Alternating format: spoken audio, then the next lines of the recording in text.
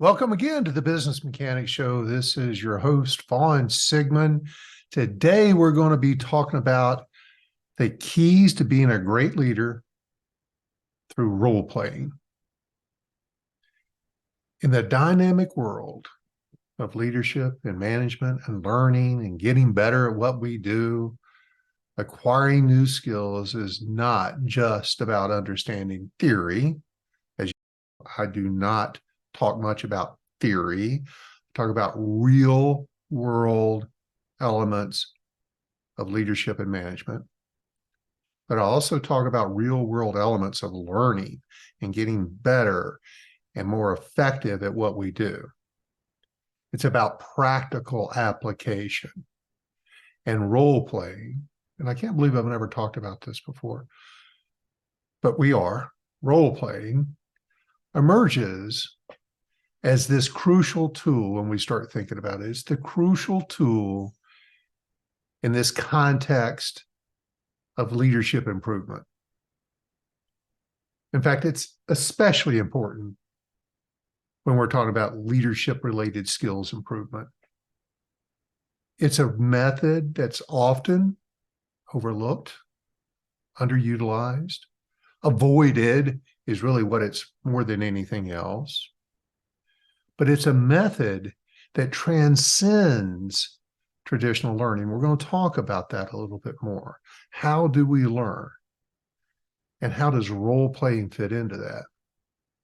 Because role playing offers this unique blend of practice, feedback, and in the end, that all spits out confidence. It builds your confidence. So let's talk about how to unleash the power of role play. I want today to help you discover this transformative benefit in leadership training.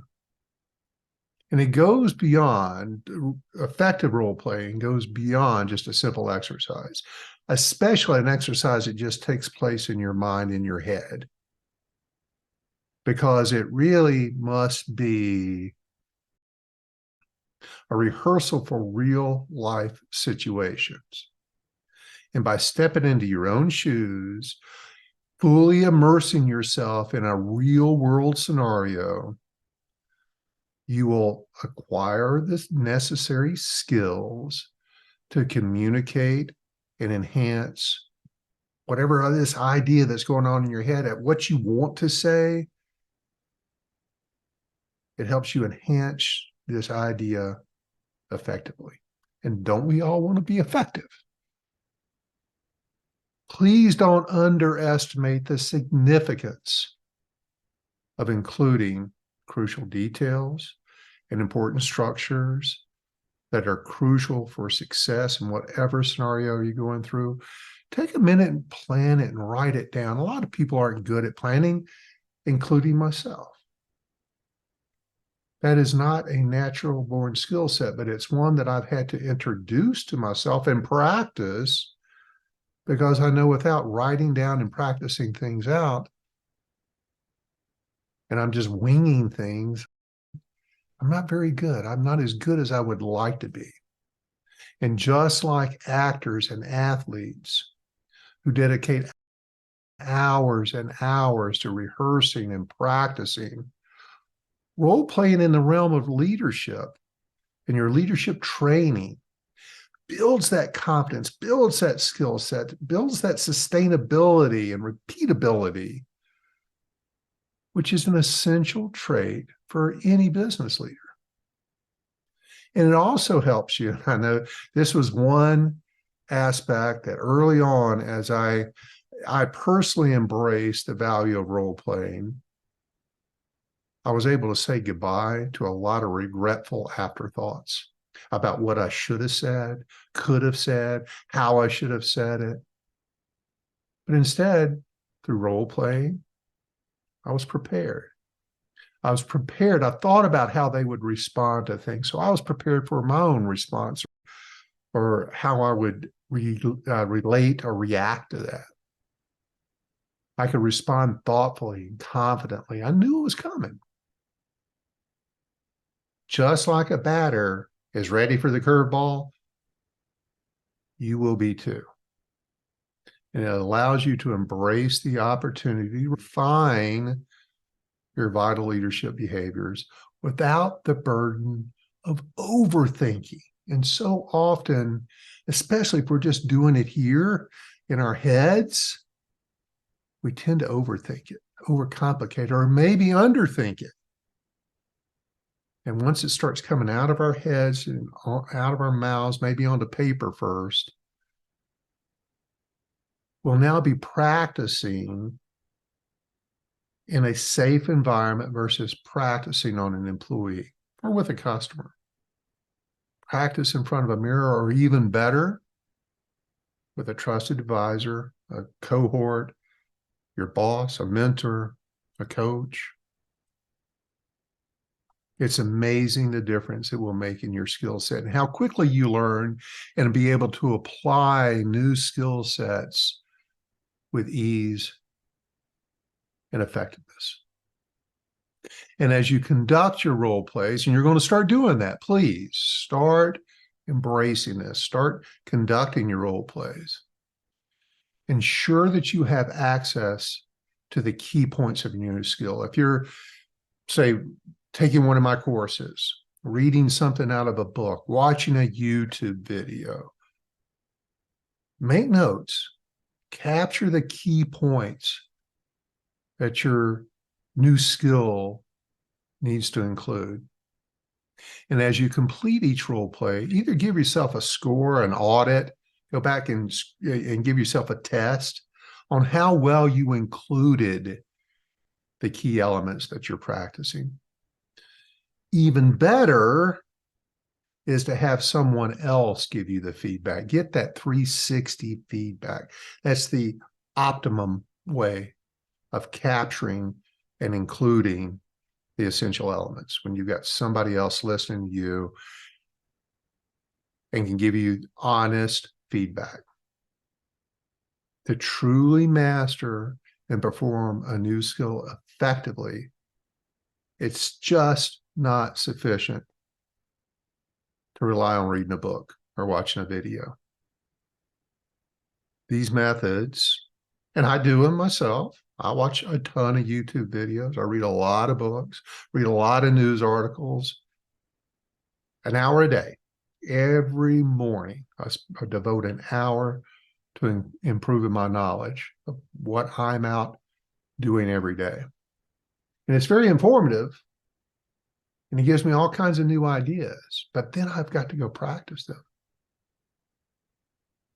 An active practice, more importantly, receiving constructive feedback, are absolutely essential to developing proficiency and confidence in any skill. I often use the analogy of how I played golf for 20 years without a single lesson. And I was as average a golfer as you could possibly be. I was a 102, 103 golfer. And a situation occurred in my life, and I was able to play more golf. I had more free time, and I was on the course more often, but I was in a city that I knew no one. So I was meeting all these strangers on golf courses and getting paired up with them. And how often I would get paired up with golfers who were much better than me. And I was holding them back. And that was embarrassing. That was just a blow to my ego. And finally, one day I said, you know what? I'm going to get some golf lessons. And I invested, I forget, several $100s, maybe $1,000, more than that. Or I forget what it was. It was years ago. And going to a pro. And I happened to find a very good golf teacher, and learning the proper way to swing a golf club and be better on the golf course to gain that confidence that I wanted. I didn't want to be holding up any more foursomes because of my inability to keep a ball on the course. And this teacher, although I've been introduced to role play early in my learning career as a leader and a manager, this teacher, golf teacher, videotaped every swing I took. And he'd correct me, and he'd videotape the next one. He'd tape me, tape the next one. And then he'd sit me down in front of his laptop. He had a little table back behind the driving range, and he'd sit me down and he'd say, see what you did there? See what you did there? Oh, you hit it perfect. See what you did right there? And I could see it. I could talk about it. Then he'd say, now go back and do that again. Go back and do that again. And so through this practice and feedback, this feedback loop, and then practicing again, and feedback loop and practicing again, I got better and better to where now I'm shooting in the 80s. I'm shooting as well as anybody I'm playing with, other than pros. And I didn't play with pros very often. I took 20 strokes off my game because now I had the skills and the knowledge to keep the ball on the course. But most importantly, this was the big part of it. Most importantly, I knew when something went wrong, why it went wrong, and how to fix it through my practice and knowledge. That same issue comes into practicing as a leader. If I practice it, something's going to go wrong. We do not live in a perfect world. As you apply some of your new leadership skills that you're focusing on, things are going to go wrong. It's inevitable. And that's okay. Learn from those mistakes. I learned from my mistakes in almost everything I do. And especially when I was getting better at the game of golf. And it's important to aim for the highest level of skill possible. And if you're early in your emergence as a leader, especially in the beginning, because you don't want to pick up bad habits. But if you're a little further down the road of your leadership responsibility, you're further in your management career, it'll help you unlearn some of your bad habits. It'll help you practice yourself out of some of your naturally developed bad habits. Don't be embarrassed by that. But role-playing allows us to come to a deeper understanding of how we're doing it and what we're doing and how we sound. So let me get into why all this is so important. And it's how humans learn. Let's talk about how we actually learn. And this concept I talk about a lot with my students, my clients. It's often overlooked, mostly underestimated in the realms of business and management. The process of learning. And it's multifaceted.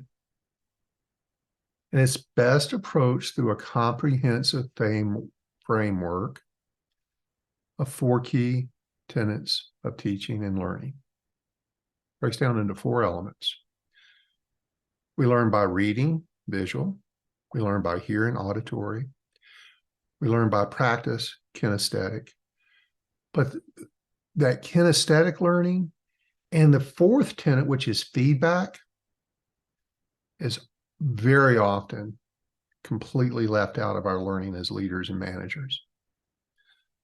We must see it, hear it, practice it, and then get that feedback. So when you're role playing, that's where this important, the best way possible is to have someone else listen, be your role play partner and give you feedback. Maybe the 2 of you can be learning together. Maybe it's your boss. Maybe it's a co-worker who's very good at this. Maybe it's a recording. Maybe it's a Zoom that you're recording yourself on. So you can watch yourself. That's humbling. But you can watch yourself, hear yourself go through your role play and your practice. You have to have that feedback loop. Reading it's a fundamental aspect of learning. It allows you to absorb information at your pace, and you can revisit and go back and make notes, and you can build a theoretical foundation of whatever you're learning. And you can engage in various perspectives and ideas, and it certainly expands your knowledge base. A lot of people like it because it's self-paced. And it really truly is crucial for a deep understanding of subjects. And the more you can read about something, the better. And almost every time I read an article or read a book, I'm enhancing my vocabulary. I'm improving in some comprehension skills. It helps me with critical thinking, which is indispensable. And then my time spent on YouTube, which is significant because I'm a learner. I love to learn. And so not only am I seeing it, but I'm hearing it now. And through this auditory learning, I can absorb this information. I'm listening and I'm absorbing information. And I'm doing it through TED Talks, lectures, discussions. And I'm also learning when I'm just sitting around listening to others. I love to people watch and be a listener during discussions. I like to tuck myself back and just absorb what everybody's saying. I encourage you, if you're not one of those people, to do that. I've learned so much by just shutting up and listening. And auditory learning is particularly effective for those who process information better when they hear it. We can be very auditory learners. It allows learners to grasp nuances in tone and emphasis, tonality, modulation, pauses that you can't pick up in written communication. Then most importantly, and I'm not bragging on myself, but I'm telling you how I learned, and I certainly don't know everything and never will, but I got better and better at different aspects, both in my career and in my business, through practice. Practice is the part that generally we hold back on, but we have to apply the knowledge. I can remember early on when I was learning to either podcast or market or that sort of thing, that I'd read it or I'd watch a video and say, yeah, that's what I need to do. But just putting it into practice, I was very hesitant. I procrastinated because it was new, it was different, it was uncomfortable. And that's where practice gets us into a discomfort zone, and we're not growing unless we're uncomfortable. But you've got to force yourself into it. If you're going to get better, you're going to have to be uncomfortable. And that's where the practice is so essential. And it's often said that practice makes perfect. And certainly it's very true in learning a new leadership skill set. Through practice, this theoretical knowledge, listening to others, can be transformed into you and your practical skills. It's an active engagement with the material that will help solidify your learning. And it requires you to apply what you've read or heard. And it also allows you to practice and aid you in identifying areas of strength and weakness. It's funny when you get into role plays, especially in something based on your personality type, based on your disc behavior. If you're a high D, you're going to be overly blunt or too quick to the point. You want to control the conversation rather than listen sometimes, or sometimes if you're a high S, you're going to avoid anything that seems or smacks of being confrontational. If an I, I'm going to be overly verbose. I'm going to say too many words. I'm going to over talk the situation. I want to dominate the conversation. If I'm a high C, I'm going to be a little more introverted. and more detail oriented. I may talk too much about the details of something. So this practice, if I know that's how I'm going to be, I'm looking for that. I'm trying to get that feedback. Am I being too detailed? Am I over talking this? Am I being too quick to the point? That's how we master a skill in multiple fields, but it's certainly in learning new leadership skills. And then we've got to get feedback. Feedback, the process of receiving information about your performance or the level of understanding or how you've applied it. It is the most important, outside of practice, component of the learning process. I've got to know how I'm doing. Because if I just practice and I'm not getting that feedback, I may be fooling myself. I may be giving myself points where they're not deserved, or I may be leaving out elements that I need to include unknowingly. And that's why either watching yourself on video or having a third party give you feedback, constructive feedback, timely feedback, enables you to adjust, refine, go back, try it again, go back and try it again, just like my golf teacher, go do it again. And it is amazing. I tell people this all the time. There's something magical about the third time. 3, 1, 2, 3. First time you'll suck. Second time you'll be a little better. By the third time, you're getting it dialed in. So don't fool yourself. I'm going to role play one time. Oh, I'm good. No, you're not good. It is the very rare person who can get something right the first time. You got to get to 3, and it's generally 3, 4, 5. 5th time I go through it. So please don't fool yourself. I'm going to do this one time. I'm going to be good. Let's go do it. Practice it again. Practice it again. Get the feedback or give yourself feedback through some video observation. And it helps you as a learner understand whether you're on the right track. Most importantly, how to improve. In many learning environments, feedback loops are established to ensure continuous improvement. You've learned this way your entire life. Think about how you learned in school. You read something, you listened to your teacher, you took a test and you got a score to see how well you learned the material. That's how we learn. That's why we're taught that way. So I cannot overstress these 4 tenets: reading, hearing, practice, feedback, and how they work synergistically. And this creates a robust and dynamic learning experience. And most importantly, or very importantly, they cater to the different aspects in the way we learn. We all have tendencies one way or the other.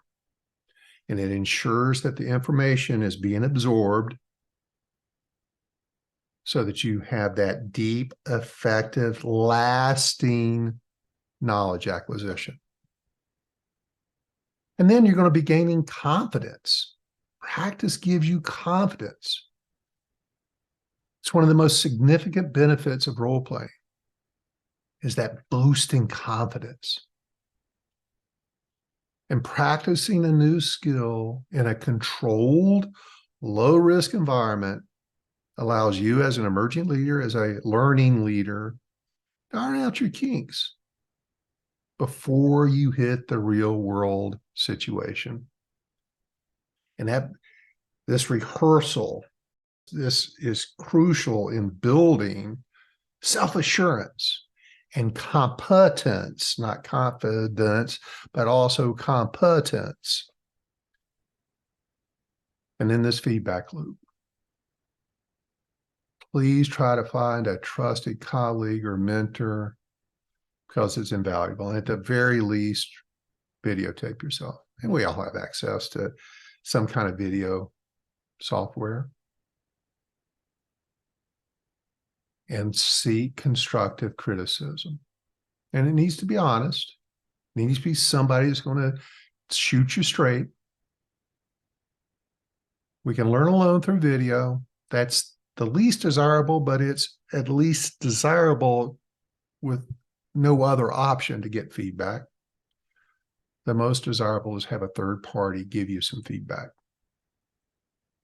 It's the most effective way of learning and improving your skill set. And literally, I'm just going to give you a personal experience with role playing. Literally, in my 40 plus years of experience, everyone I've ever asked role play is hesitant and feels goofy about it. And I can distinctly remember back in the 80s, the first time I had to role play in front of a group, because my own self-esteem and my own ego were being challenged, and that created this resistance to role play. I was about to expose myself, and it made me very resistant to role play. And it's natural, it's just human, because we perceive it as embarrassing. We're going to expose our weaknesses. But think about that. We're role playing to improve a weakness, to enhance an aspect of a topic that we need to learn. And this goofiness, this potential self-esteem eroding issue that procrastinates us, is completely unwarranted. It's an unwarranted pressure we put on ourselves. And we have to get over it to become knowledgeable and proficient at anything.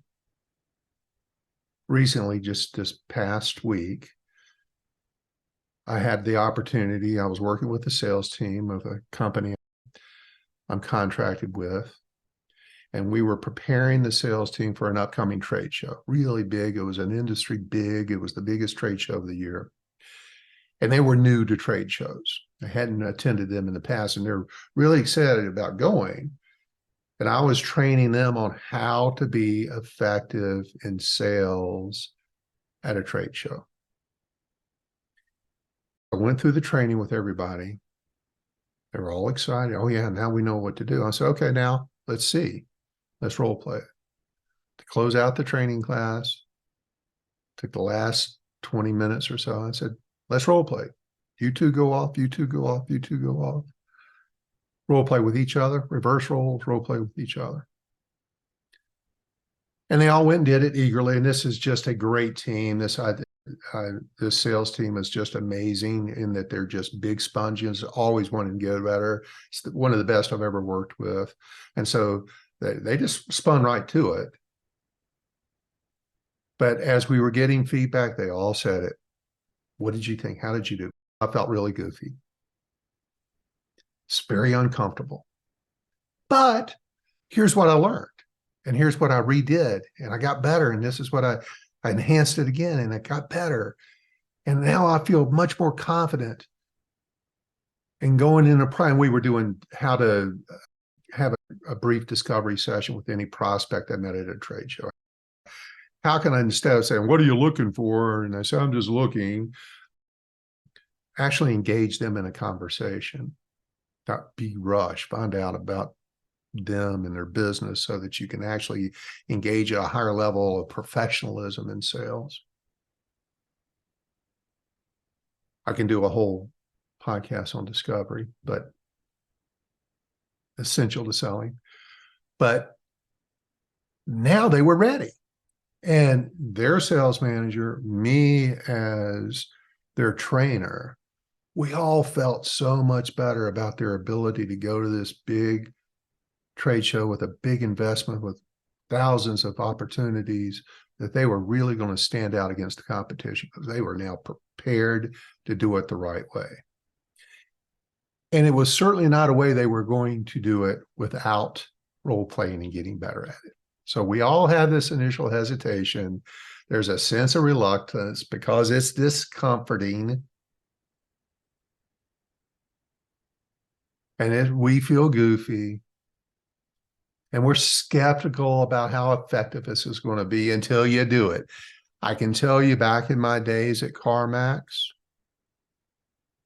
we role played with our sales team 7 days a week. The first 30 minutes of every day before we opened a store, we had role play sessions.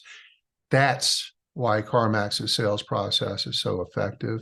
That's why they sell 6 times the cars anybody else in the industry does. Not because they have more cars, not because they have the best prices. They don't. It's because they have great, highly trained and prepared, confident salespeople. Not all of them, but they're working every day to get them a little better. Back to the sales team, this is the turning point. As the exercise progressed, they started seeing the value, and these preconceived notions of how their conversation would have gone turned out to be very different. It sounded different in their head than when they actually did it. It was very eye-opening to them. So despite the goofiness, despite the attack on their self-esteem, despite the fact that they were about to expose their inadequacies to their peers, it really helped them out. They left there with grins and high fives, feeling good about it. And you will too. Now, I'm going to share with you in the closing moments here some best practices for role playing. If you're doing it as an individual, first of all, sit down. Look at what you're trying to learn. Set some clear objective. Understand what skill or scenario you're trying to improve or learn on. Create a realistic scenario. It may be one that you're about to face. It may be one that you face often, want to get better at, but make it realistic. And the closer the role play is to the real life situation, the more effective it'll be. And after you role play it, reflect and adapt. After each session, take time to reflect on what went well and what could have improved, then go back and do it again. Include those improvements, reflect again, do it again. Repeat the role play again. Do it at least 3 times. And if you are a leader and want to include this concept or this vital behavior of role playing with your team on something, here are some best practices for you. First of all, it has to be a safe environment. You have to encourage an atmosphere of trust and non-judgment where everybody participating feels as comfortable as they can, experimenting and making mistakes. It's okay to screw up. Say that. It's okay. You're going to suck at this until you practice this. And make sure you have predetermined, diverse scenarios for them to practice. Have a variety of scenarios that are real world. Not to the extremes, not to the one-offs, but common, difficult scenarios. Pre-prepared that, so they're not trying to figure it out on their own. It's difficult enough for them to have to role play. Give them scenarios so they don't have to think up what they're going to be role playing on, what they're going to be practicing on. And then encourage feedback. Promote constructive feedback amongst the participants. Again, back in my corporate days, we would do a role play. And the first thing we would say to the person who was role playing, say, how did that feel? What do you think you did? What do you think you could have been better at? How would you change it to get better?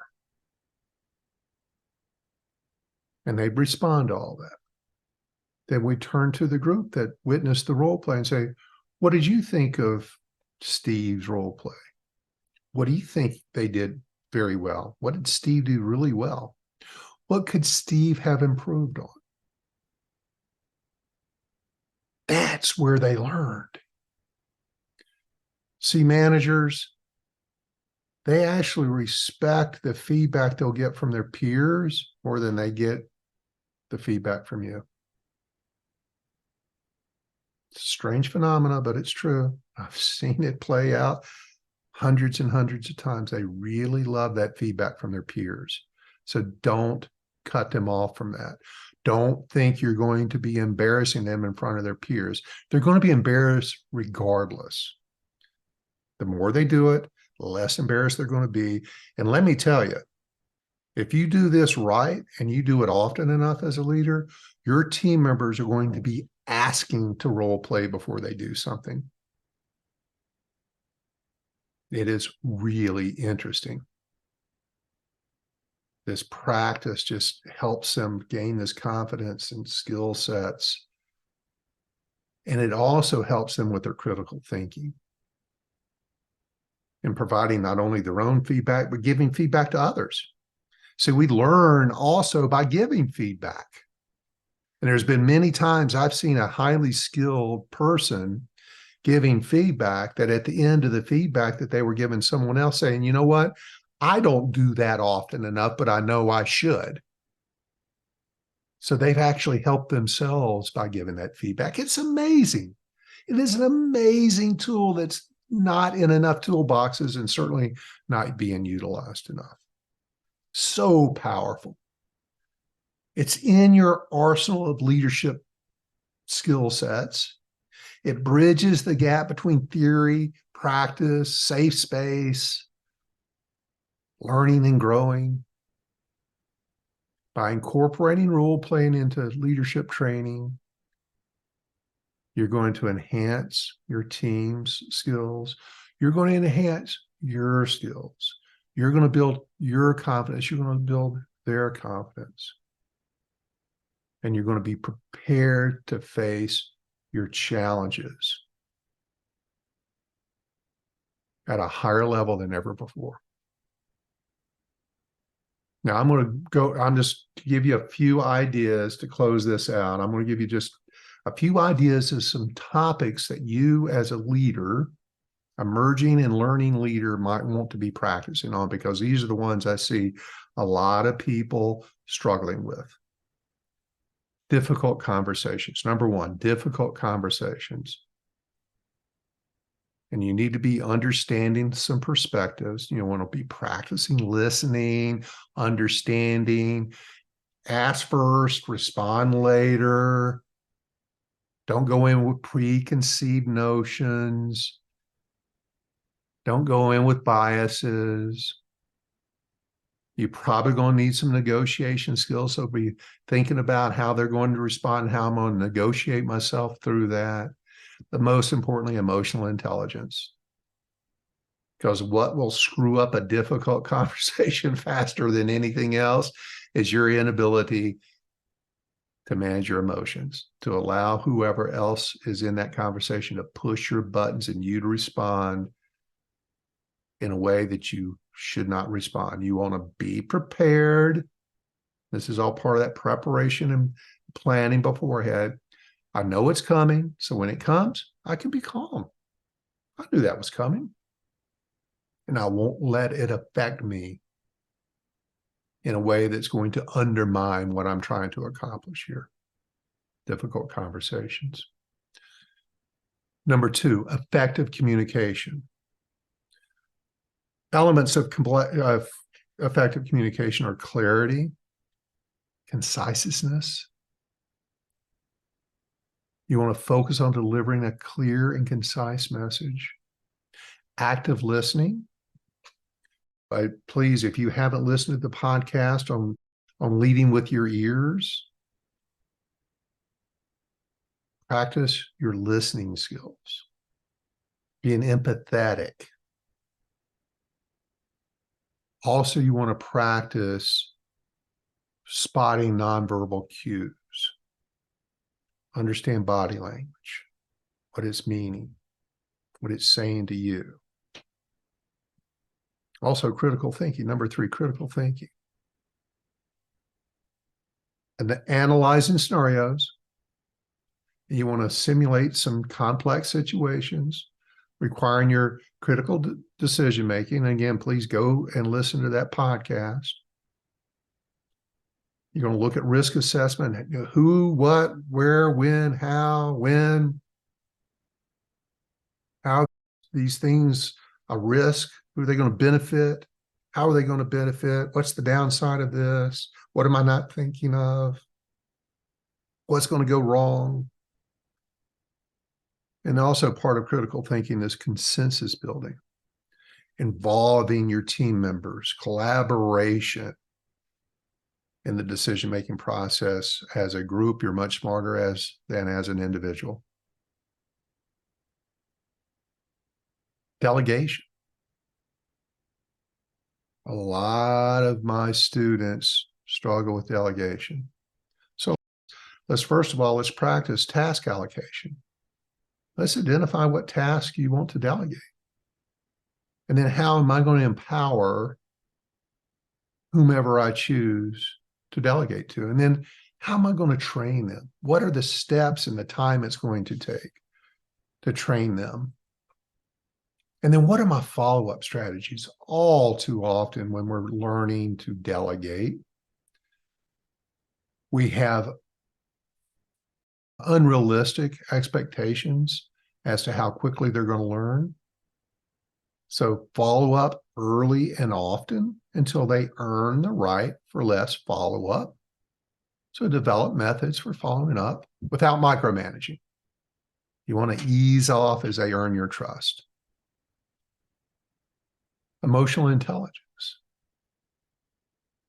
EQ is huge. It's, according to, I think, 90-something% of the CEOs of Fortune 500 companies, the one most important skill set that is missing from their leadership team.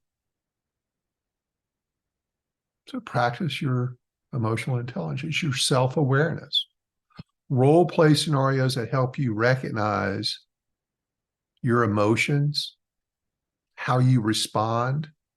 Again, remember, it's not what you say, but how you say it and how you make them feel. Tonality, body language. You need to learn to be empathetic. Every effective leader has a skill set around empathy. And you can develop that. It may not come naturally to you, but you can develop a level of empathy where you practice understanding other people's feelings, relate to them. You don't want to be necessarily sympathetic, but you want to be empathetic. And then self-regulation. That's EQ, emotional intelligence. Self-regulation. You've got to learn to control or redirect your impulses, your disruptive impulses and moods. And I've told the story a million times how this was one of my biggest shortcomings as a leader. I received feedback through my direct reports, through 360 feedback. Let me get a plug in for 360 feedback. If you're a business owner, you're a leader in a business, and your company doesn't have 360 feedback as part of their regular review sessions, get in touch with me. Let me help you install that. Just like the 4 tenets of learning, that feedback is important. 360 is what was a major game changer for me. And I went and got the training, role played. I felt goofy role playing, but I had to learn to redirect my disruptive impulses and moods. Super important. Coaching and mentoring. All of you are probably really good at managing things, but how good are you at coaching and mentoring people? How well are you applying skills and time to developing your team through coaching and mentoring? And a big element of that is feedback delivery.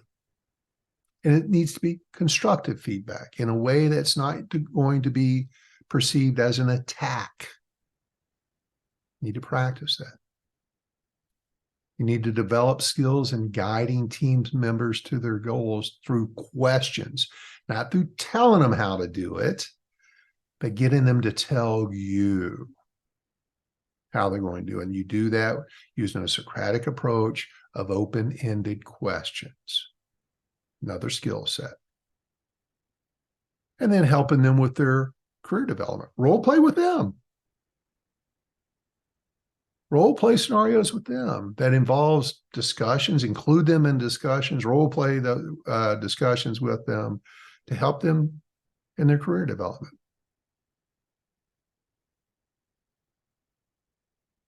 Role playing these leadership skills that I've talked about today allows you as an emerging leader, as a learning leader, to experiment, make mistakes, and learn in a safe environment. That's crucial. And it's a hands-on approach to leadership development.